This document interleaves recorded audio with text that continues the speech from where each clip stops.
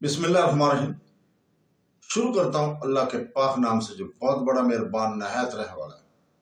دوستو، بہنوں، بھائیوں، بزرگوں، السلام علیکم ورحمۃ اللہ وبرکاتہ۔ جب دشمنوں کے لشکر افق تک پھیل چکے تھے، جب امیدیں دم توڑ رہی تھیں، تب ایک شخص گھوڑے پر سوار ہوا اور تاریخ کا رخ ہی بدل دیا۔ یہ وہ لوگ تھے جو جنگ صرف زمین کے لیے نہیں لڑتے تھے، بلکہ نظریے کے لیے، عزت کے لیے اور ایمان کے لیے۔ آج ہم بات کریں گے اس مجاہد کی جس کا نام سن کر دشمن بھی کام اٹھتے تھے۔ وہ تھے اسلامی جنگجو، فاتح اندلس، فاتح اسپین، طارق بن زیاد۔ لیکن اس واقعہ کو سمجھنے کے لیے ہمیں کچھ سال پیچھے جانا ہوگا۔ طارق بن زیاد کی کہانی اسرار، طاقت اور تقدیر سے شروع ہوتی ہے۔ وہ نڈر کمانڈر تھا جس نے اندلس کے دروازے کھولے اور یورپی تاریخ کا دھارا بدل کر رکھ دیا۔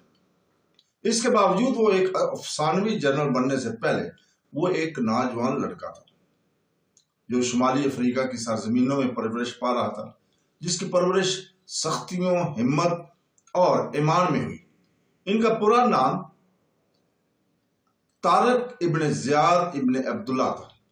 بعض مورخین نے ان کے نسب کا تذکرہ طارق بن زیاد آل لیسا کے نام سے بھی کیا ہے، جبکہ دوسرے اسے البربری کے طور پر بیان کرتے ہیں، جو ان کے بربر کی اصل کی نشاندہی کرتے ہیں۔ اس کے قبیلی پس منظر کے حوالے سے تاریخی اختلافات ہیں، لیکن کلاسیکی مورخین کے درمیان سب سے مضبوط رائے یہ ہے کہ وہ شمالی افریقہ سے بربر نسل کا تھا۔ طارق بن زیاد کا نام ہی طاقتور معنی رکھتا ہے۔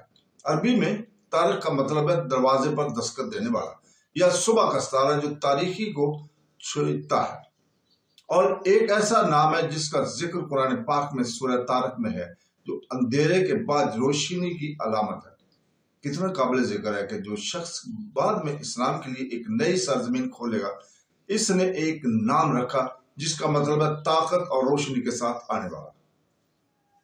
اس کے والدین، طارق بن زیاد کے والدین کے بارے میں تاریخی ریکارڈ محدود ہے۔ ان کے والد کا نام زیاد تھا۔ اس کی ماں کے بارے میں بہت کم دستاویزی ثبوت موجود ہے، اور مورخین نے اس کے خاندانی زندگی کے بارے میں بہت سی تفصیلات محفوظ نہیں کی ہیں۔ یہ اس دور کے بہت سے فوجی رہنماؤں کے لیے عام تھا، خاص طور پر ان لوگوں کے لیے جو عاجز اور غیر عرب پس منظر سے تعلق رکھتے تھے۔ تاریخی ذرائع سے جو بات سمجھ میں آتی ہے وہ یہ ہے کہ طارق بن زیاد کا تعلق ایک معمولی گھرانے سے تھا۔ وہ نہ شاہی خاندان میں پیدا ہوا تھا اور نہ ہی کسی مشہور عرب بزرگ قبیلے میں۔ اقتدار میں ان کا عروج خاندانی حیثیت کی بجائے قابلیت، بہادری، وفاداری اور مضبوط ایمان کی بنا پر قائم تھا۔ ابتدائی ذرائع میں طارق بن زیاد کی پیدائش کا سال قطعی طور پر درج نہیں ہے۔ تمام مورخین کا اندازہ ہے کہ وہ 7ویں صدی کے وسط میں تقریباً 670 اور 680 عیسوی کے درمیان پیدا ہوا تھا۔ خیال کیا جاتا ہے کہ اس کے جائے پیدائش شمالی افریقہ میں، غالباً موجودہ دور کے مراکش یا الجزائر کے علاقے میں۔ اس عرصے کے دوران شمالی افریقہ بڑی تبدیلیوں سے گزر رہا تھا، کیونکہ مسلم فوجیں اموی خلافت کے تحت مغرب کی طرف پھیل رہی تھی۔ یہ سیاسی جدوجہد، قبائلی اتحاد اور مغرب میں نئی اسلامی حکومت کے قیام کا وقت تھا۔ طارق بن زیاد تبدیلی اور فوجی مہمات کے ماحول میں پلا پڑا تھا۔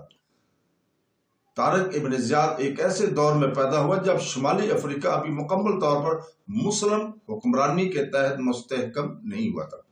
بربر قبائل کی مضبوط جنگی روایت تھی۔ وہ لچک، برداشت اور اپنی زمین سے گہرے تعلق کے لیے جانے جاتے تھے۔ بچپن میں طارق بن زیاد غالباً فوجی تحریکوں، قبائلی اجتماعات اور پورے خطے میں اسلام کے پھیلاؤ کا مشاہدہ کرتے ہوئے بڑا ہوا تھا۔ اس عرصے کے دوران بہت سے بربروں نے اسلام قبول کیا اور اس نے ان کی شناخت اور سمت کو نئی شکل دی۔ اسلام نے مختلف قبائل کو ایک عقیدے اور ایک مقصد کے تحت متحد کیا۔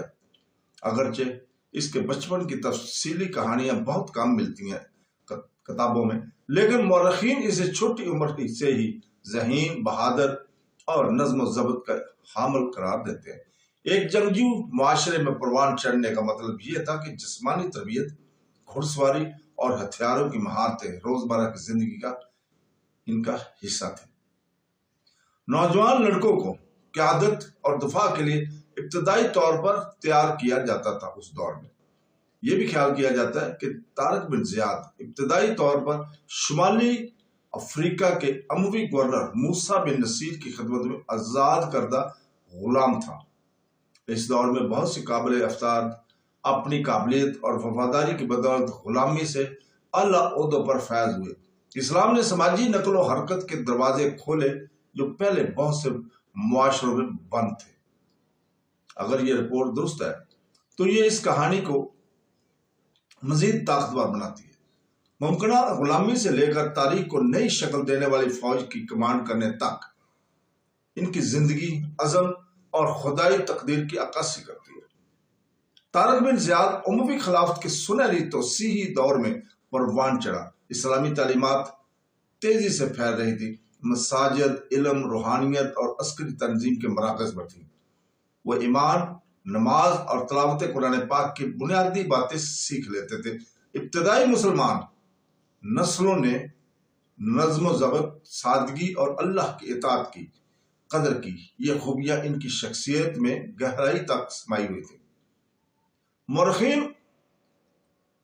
اسے کم الفاظ لیکن مضبوط عمل کے آدمی کے طور پر بیان کرتے ہیں۔ وہ ہمت، فیصلہ کن اور اللہ پر اٹل بھروسے کے لیے جانا جاتا تھا۔ اس نے شہرت کی طلب نہیں کی۔ انہوں نے مسلمانوں کی سرزمین کے لیے ایمان اور استحکام کی فتح کی کوشش کی۔ طارق بن زیاد کی جوانی کے دوران شمالی افریقہ موسیٰ بن نصیر کی قیادت میں تھا، جس نے اموی خلیفہ الولید بن عبد الملک کے متحد خدمات انجام دی۔ موسیٰ نے خطے کو مستحکم کرنے اور بربر قبائل کو مسلم فوج میں ضم کرنے کے لیے یہ کام کیا۔ ایک ماحول نے طارق بن زیاد کو موقع فراہم کیے۔ اس کی بہادری اور مہارت نے موسیٰ بن نصیر کی توجہ حاصل کی گئی، جس نے بعد میں اسے تانگیر کا گورنر مقرر کیا۔ وہ ملاقات بے ترتیب نہیں تھی، اس نے اعتماد اور قائدانہ سہولت کی پہچان ظاہر کی تھی۔ تانگیر ابنائے کے قریب ایک اسٹریٹجک شہر تھا جو افریقہ کو یورپ سے الگ کرتا تھا۔ وہاں کھڑے ہو کر جزیرہ نما آئبرین کی طرف پانی کے اس پار دیکھتے ہوئے کوئی سوچ بھی نہیں سکتا تھا کہ ایک نوجوان بربر کمانڈر جلدی اس سمندر کو عبور کر کے تاریخ کو ہمیشہ کے لیے بدل کر رکھ دے گا۔ دوستو، بہنوں، بھائیوں، بزرگوں، عیسوی 711 عیسوی میں اسپین کے لیے اپنی مشہور مہم سے پہلے طارق بن زیاد نے شمالی افریقہ میں چھوٹی چھوٹی فوجی مہموں میں خود کو ثابت کر دیا تھا۔ اس نے حکمت عملی، فوج کے انتظامات اور متنوع قبائلی فوجیوں سے نپٹنے کا تجربہ حاصل کر لیا تھا۔ اس کی فوج زیادہ تر بربر جنگجوؤں پر مشتمل تھی۔ وہ مضبوط، وفادار اور حوصلہ افزائی تھے۔ طارق بن زیاد نے انہیں سمجھا کیونکہ وہ ان میں سے ہی تھا۔ وہ ان کی زبان بولتا تھا، ان کی ثقافت کو جانتا تھا اور ان کی عزت حاصل کرتا تھا۔ جب تک اسے سمندر پار مہم کی قیادت کرنے کے لیے منتخب کیا گیا، وہ محض ایک سپاہی نہیں تھا، وہ ایک قابل اعتماد کمانڈر بن چکا تھا جس کی تشکیل مشکل سے ہوئی۔ تجربے سے تربیت یافتہ اور ایمان سے رہنمائی حاصل کی۔ طارق ابن زیاد کی ابتدائی زندگی ہمیں سکھاتی ہے کہ عظمت ہمیشہ محلوں میں نہیں پیدا ہوتی، کبھی کبھی یہ صحراؤں، پہاڑوں اور عاجز گھروں سے نکلتا ہے۔ اس کی پیدائش کی صحیح تفصیلات شاید پوری طرح سے محفوظ نہیں ہیں، لیکن ان کا کردار، جرأت اور اثر تاریخ میں واضح طور پر لکھا گیا ہے۔ شمالی افریقہ کے ایک نوجوان بربر لڑکے سے لے کر ایک کمانڈر تک جس کا نام جبل طارق سے ہمیشہ کے لیے جڑا رہا، جسے آج جبلالٹر کہا جاتا ہے، اس کا سفر مشہور میدان جنگ سے بہت پہلے شروع ہو گیا تھا۔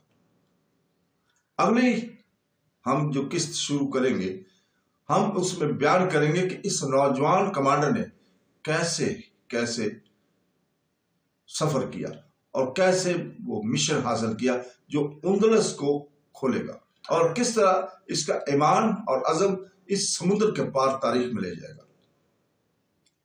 طارق بن زیاد کی ہم سیریل شروع کی ہوئی ہے، اس کی کل انشاءاللہ تعالی دوسری قسط ہوگی جس کو ہم تفصیل سے شروع کر رہے ہیں۔ تو دوستو کل تک آپ سے اجازت چاہتے ہیں، کل اسی وقت آپ کے سامنے ہم دوسری قسط لے کر آئیں گے۔ اللہ حافظ۔